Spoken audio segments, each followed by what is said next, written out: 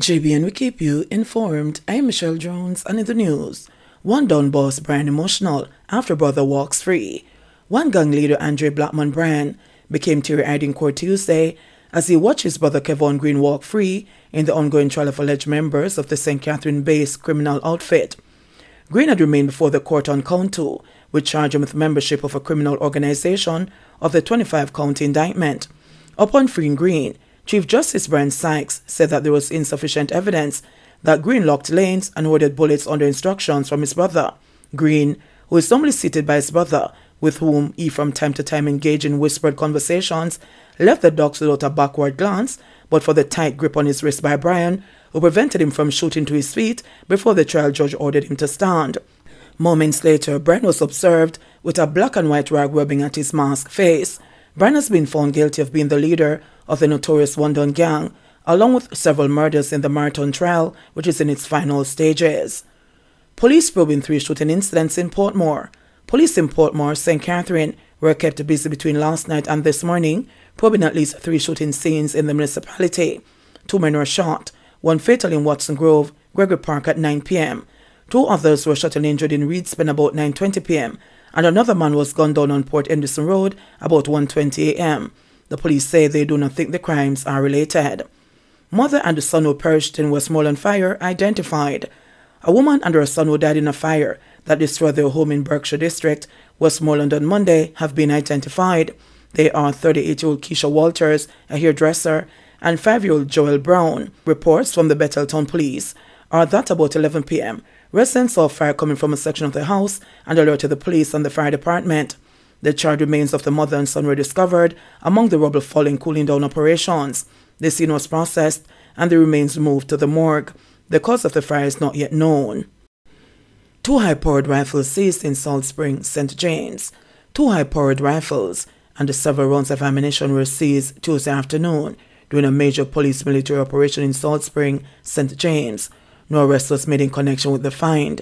The operation was conducted as part of increased operational activities in St. James, following a recent flare-up of gang conflict, shootings and murders in the parish. Gunmen recently went on the rampage in Tucker District, setting fire to homes and leaving several families homeless. Educators stage sit-ins over wage negotiations. Uncertainty now shrouds the education sector as teachers step up their demand for an end to wage negotiations amid signals that the matter could escalate to an all-island shutdown of schools on Wednesday.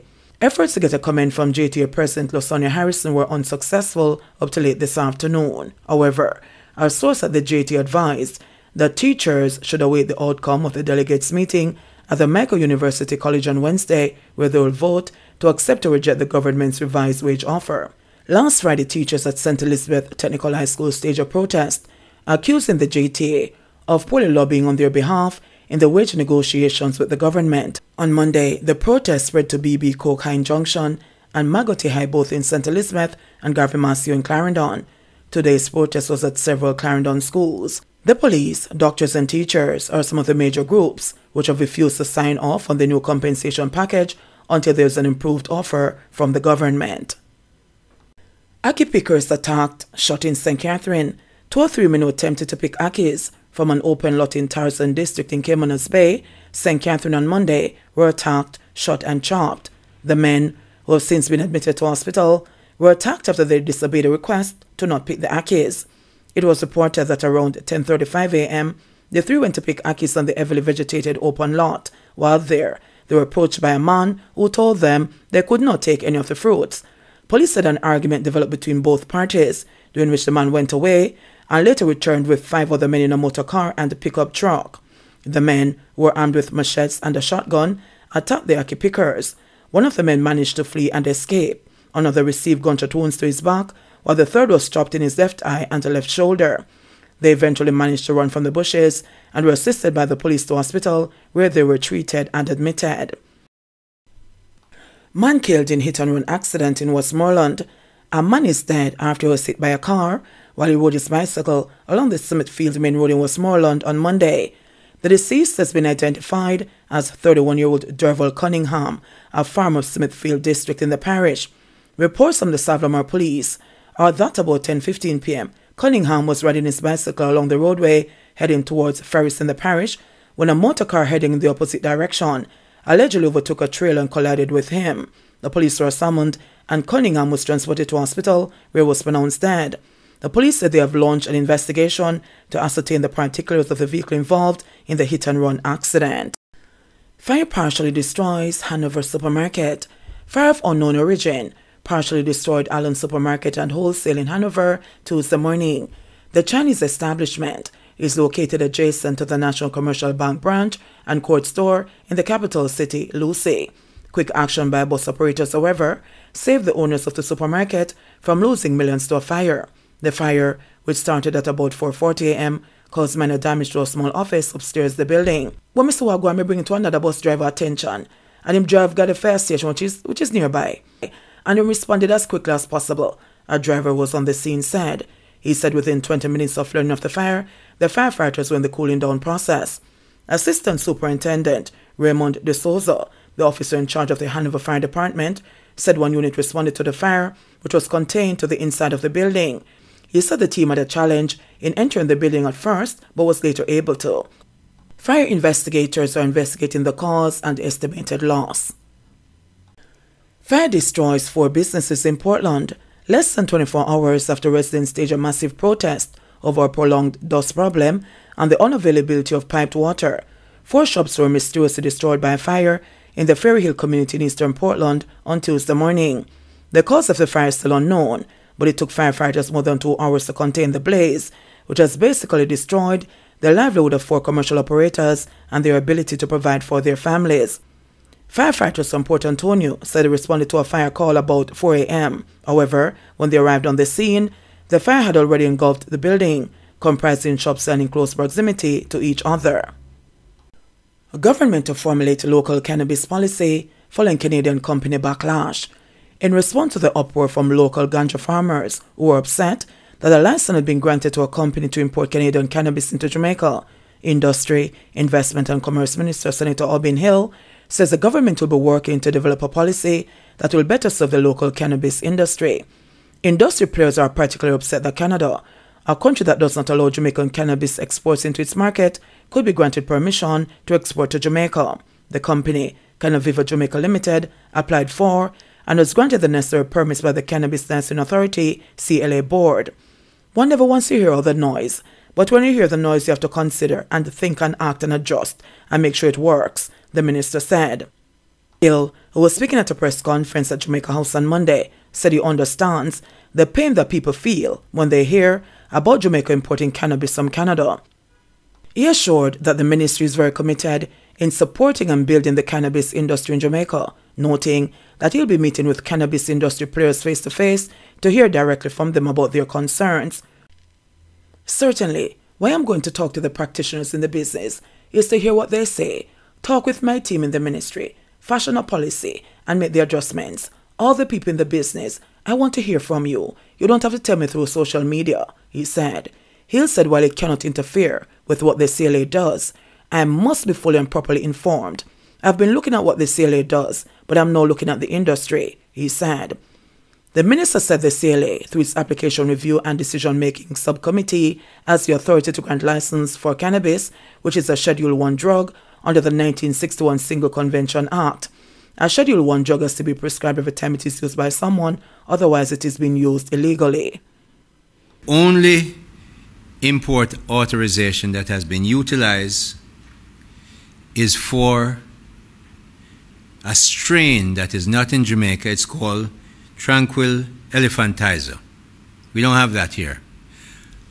And they brought in, listen carefully, 44 pounds of this particular strain that they use in 5 of their branches.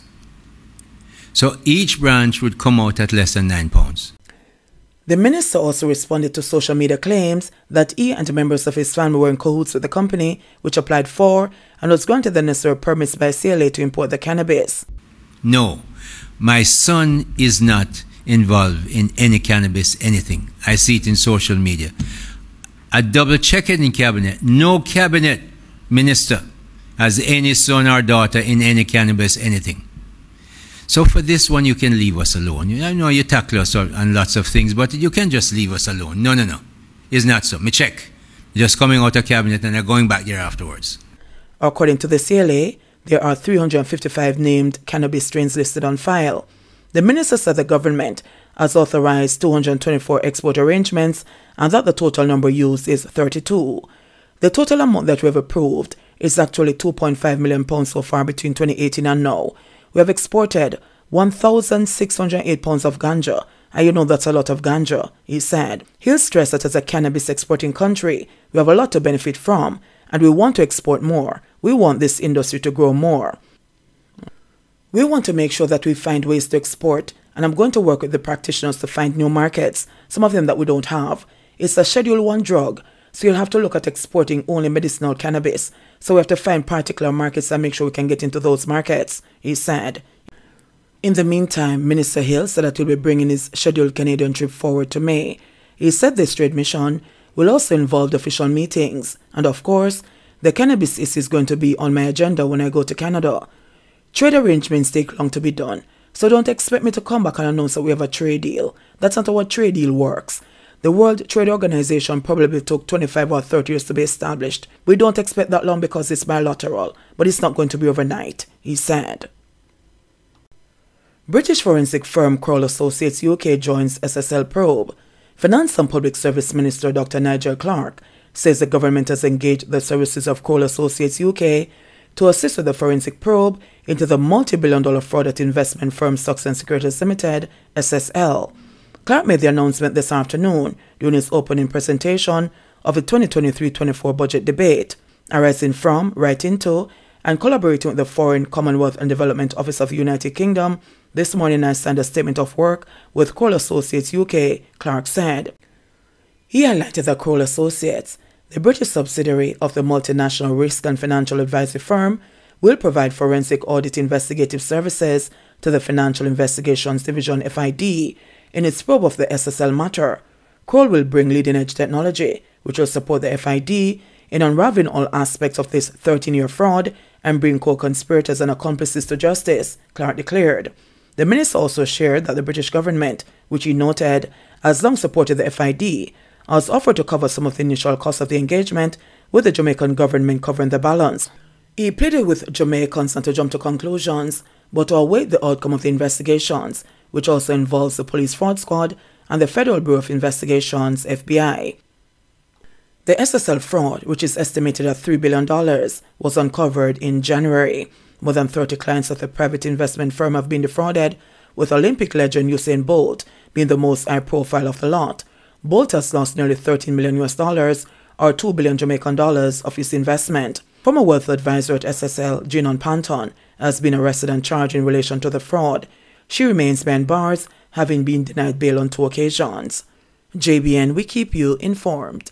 Please remember to subscribe, like, share, leave us a comment and click the notification bell to receive our daily news items.